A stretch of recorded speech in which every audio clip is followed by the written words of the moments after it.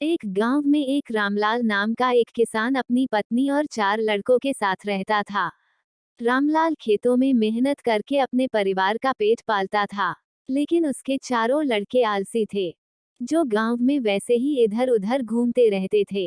एक दिन रामलाल ने अपनी पत्नी से कहा कि अभी तो मैं खेतों में काम कर रहा हूँ, लेकिन मेरे बाद इन लड़कों का क्या होगा?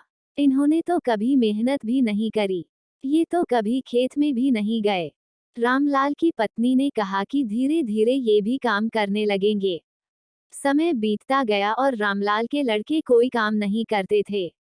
एक बार रामलाल बहुत बीमार पड़ गया। वह काफी दिनों तक बीमार ही रहा। उसने अपनी पत्नी को कहा कि वह चारों लड़कों को बुलाकर लाए। उसकी पत्नी चारों लड़कों को बुलाकर लाई। रामलाल ने कहा, लगता है कि अब मैं ज्यादा दिनों तक जिंदा नहीं रहूंगा। रामलाल को चिंता थी कि उसके जाने के बाद उसके बेटों का क्या होगा। इसलिए उसने कहा, बेटों, मैंने अपने जीवन में जो भी कुछ कमाया है वो खजाना अपने खेतों के नीचे दबा रखा है। मेरे बाद तुम उसमें से खजाना निकालकर आपस में बांट लेना। यह बात सुनकर चारों लड़के खुश हो गए। कुछ समय बाद रामलाल की मृत्यु हो गई। रामलाल की मृत्यु के कुछ दिनों बाद उसके लड़के खेत में दबा खजाना निकालने गए। उन्होंने सुबह से लेकर शाम तक सारा खेत खोद दिया, लेकिन उनको कोई भी खजाना नजर नहीं आया। लड़के घर आकर अपनी माँ से बोले, माँ, पिताजी ने हमसे झूठ बोला था। उस खेत में हमें कोई खजाना नहीं मिला।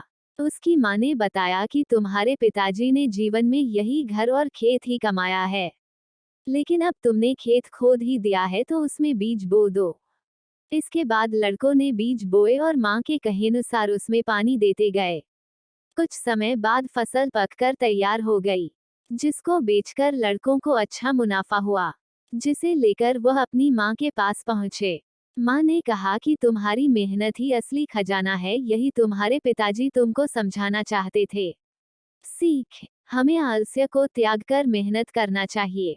मेहनत ही इंसान की असली दौलत है।